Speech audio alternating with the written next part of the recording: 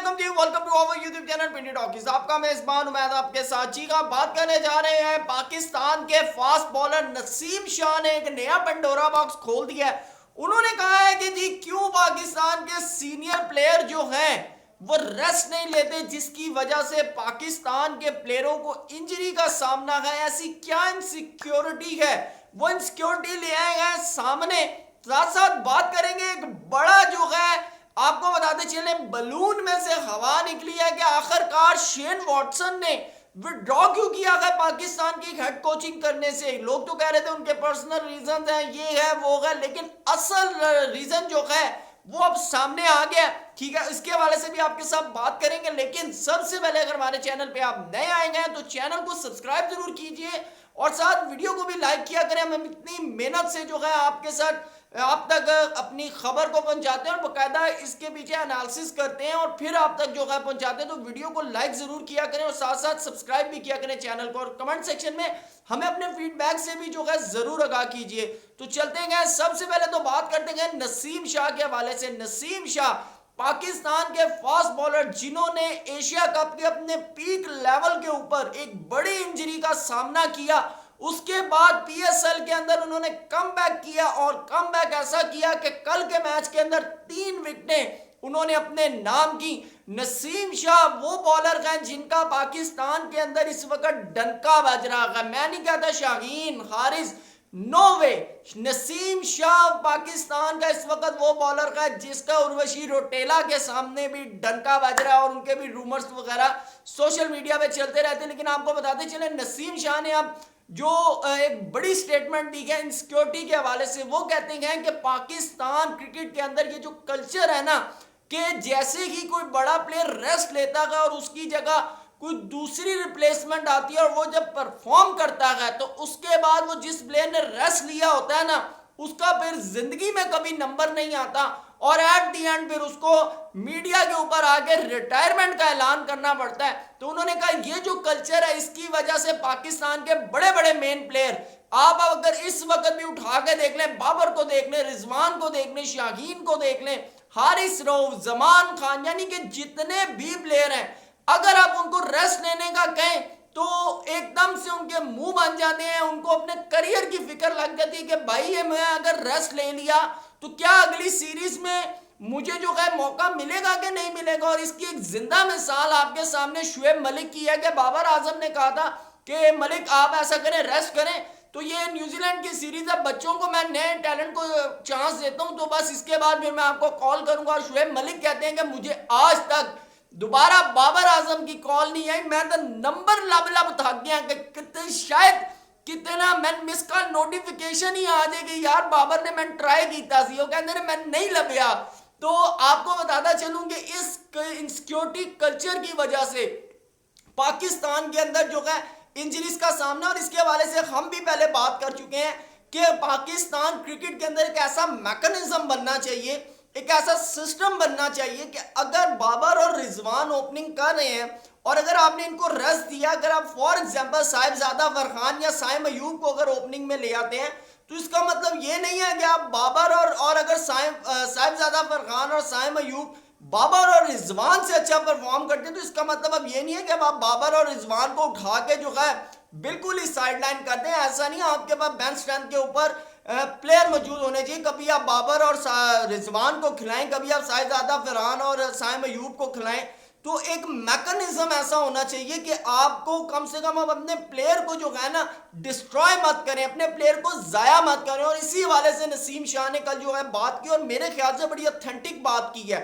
ये culture Pakistan cricket के अंदर है जिसकी वजह से अब नसीम शाह को देखें ना, जब एशिया कप के अंदर उनको इंजरी थी, वो कहते हैं कि मेरी जब बांग्लादेश के मैच के दौरान मेरी माइनर इंजरी थी, लेकिन उन्होंने अब क्यों रेस्ट नहीं लिया, उन्होंने इसी वजह से रेस्ट नहीं लिया। उनको पता था कि अगर मैं बैठ गया कंधा लेके तो फिर मैं सारी जिंदगी कंधा लेके बैठा रहूंगा। आप इवन के पाकिस्तान के जो कैप्टन है शाहीन अफरीदी, इनकी टांग की इंजरी है जो कि 100% रिकवर नहीं है, लेकिन उसके बावजूद बड़े बड़े एनालिस्ट जो हैं, बड़े बड़े प्लेयर जो हैं, वो उनको कहते हैं कि आप अपना इसका रिहैब करें, अपनी इंजरी को रिकवर करें। लेकिन शाहीन को पता है कि जैसे ही, और शाहीन का तो इस वक्त टोटली सिस्टम अब ऐसा है कि शाहीन ने जहां रेस्ट लिया, शाहीन को पता है कि मैं दोबारा पाकिस्तान टीम में नहीं आता।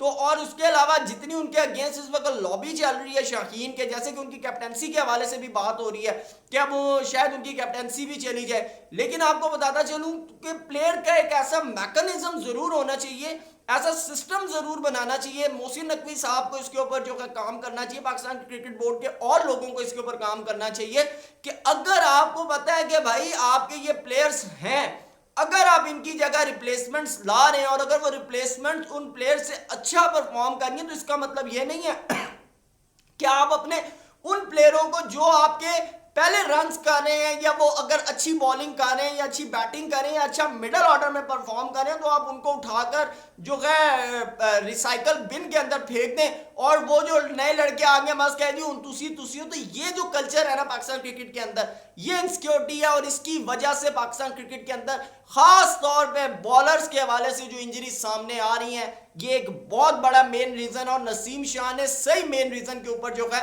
बात की है। अब बात करते हैं जी शेन वॉटसन के हवाले से। आपने भी वैसे हमें जरूर बताना है कि क्या ये एक मेन रीजन है नसीम शाह ने जो बात की है, आपने भी अपने फीडबैक से हमें जरूर आगाह करना है। अब बात करते हैं शेन वॉटसन के हवाले से। शेन वॉटसन ने क्यों विड्रॉ किया पाकिस्तान के हेड कोचिंग के हवाले से? अब जो रीजन सामने आ रहा है वो आ रहा है कि पीसीबी और शेन वॉटसन के दरमियान $2 मिलियन का एनुअल सैलरी पैकेज जो था वो डन हुआ था। लेकिन शेन वॉटसन को गुस्सा इस बात का है कि ये खबर सोशल मीडिया पे और पाकिस्तान के प्रिंट मीडिया के ऊपर जो है रिलीज हो गई।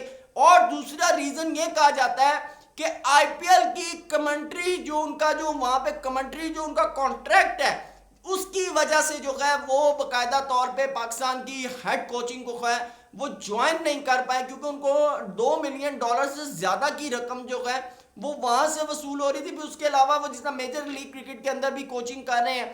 तो और दूसरी चीज है कि बेसिकली उनको गुस्सा जो था वो ये था कि सोशल मीडिया पे जो खबर लीक होगी, मैं इसीलिए कहता हूं कि जब भी कोई चीज हुआ करे ना, जब तक वो एंड तक ना हो जाए, हमें उसकी खबर अगर हमें फॉर एग्जाम्पल जैसे कि मैं एक एनालिस्ट हूं या मैं अगर एक मीडिया अगर मैं क्रिकेट को कवर कर रहा हूं, तो जब तक वो चीज एंड तक ना चली जाए ना, हवा में तीर नहीं रेटिंग के लिए चला देना चाहिए, व्यूज के लिए जो है आप एकदम स्टोरी जो है वो ब्रेक कर देते हैं। बाज़ औक़ात इन स्टोरीज की वजह से हमारे मुल्क को, हमारी मुल्क की क्रिकेट को, हमारे प्लेयर्स को बड़े बड़े नुकसान पे आउट करने पड़ जाते हैं और जिसकी वजह से फिर हमारे बने बनाए काम बिगड़ जाते हैं। और अब डैरन सैमी के हवाले से भी आपको बताता चलूं कि डैरन सैमी का भी ऑलरेडी जो है वाइट बॉल वेस्ट इंडीज जो क्रिकेट है उसके साथ हेड कोचिंग का कॉन्ट्रैक्ट हुआ हुआ है। तो अब डैरन सैमी भी जो है वो पाकिस्तान की कोचिंग के लिए दस्तयाब नहीं है।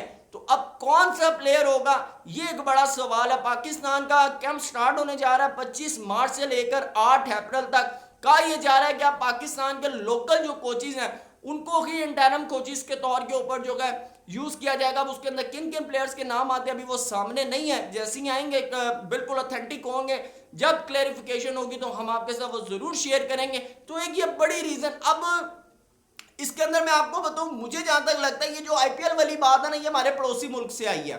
मैं आपको वेरी ऑनेस्टली बता रहा हूं, ये जो आईपीएल वाली कन्वर्सेशन है ना, ये पड़ोसी मुल्क से आई है। उन्होंने कहा देखिए साडा आईपीएल इन्ना वड्डा है कि देखो जी शेन वाटसन ने पाकिस्तान की हेड कोचिंग छोड़ दी है, ठीक है ना, तो तुम्हारा पीएसएल देखो इन्ना जी है। वैसे भी कल आपको पता है वसीम अकरम ने भी बयान दे दिया कि जी नंबर 1 जो है ना जी लीग वो आईपीएल ही है। तो मेरे ख्याल से वसीम अकरम से भी क्वेश्चन होना चाहिए कि अगर नंबर 1 लीग आईपीएल है तो आप फिर इधर मैंगो ले रहे हैं, आप फिर वहाँ पे एक चैनल के ऊपर बैठ के जो है वहाँ पे कमेंट्री कर रहे हैं, पाकिस्तान के प्लेयर्स के हवाले से बात कर रहे हैं, सारी चीज़ें कर रहे हैं, तो फिर आप क्या मैंगो ले रहे हैं? ठीक है, तो ये एक बड़ी चीज़ है, क्योंकि एज अ पाकिस्तानी आपको अपने मुल्क को सपोर्ट करना चाहिए, ना कि किसी दूसरे मुल्क को। बहरहाल आपको बताऊं कि अब ये जो आईपीएल वाली स्टोरी है ना, ये तो आई है इंडिया से, लेकिन जो असल मामला है वो है $2 मिलियन की सैलरी के हवाले से। वो जो खबर एकदम ब्रेक हुई है और मीडिया के ऊपर आई है, लाजमी बात है एक प्लेयर होता है उनकी, हर बंदे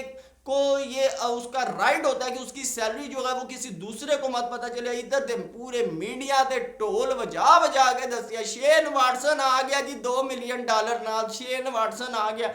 वो एम्बेरस आपको पता है। और ये जितने भी ऑस्ट्रेलियन कोचेज होते हैं इनके बड़े कोई रूल्स एंड रेगुलेशंस होते हैं, ये उनके ऊपर काम करते हैं। ऐसे क्या कहते हैं आगे पाकिस्तान के कोचेज की तरह नहीं कि सीवीज लेके बैठे होते कि भाई बस एक बारी मैं पीसीबी एंटर करा दो बस 6 महीने में ला लवा तो उस तो बाद बेशक इंज करो 3 साल का कॉन्ट्रैक्ट करो 6 महीने मेरे लवाओ उस तो बाद मैं 2.5 साल की तनख्वाह दो तो अस्सलाम वालेकुम। तो ये पाकिस्तान के कोचिस की तरह इनका सिस्टम नहीं होता, इनके रूल्स एंड रेगुलेशंस होते हैं और ये उसके ऊपर काम करते हैं। तो वीडियो पसंद आए तो लाइक जरूर कीजिएगा। Thank you so much. अल्लाह हाफिज़।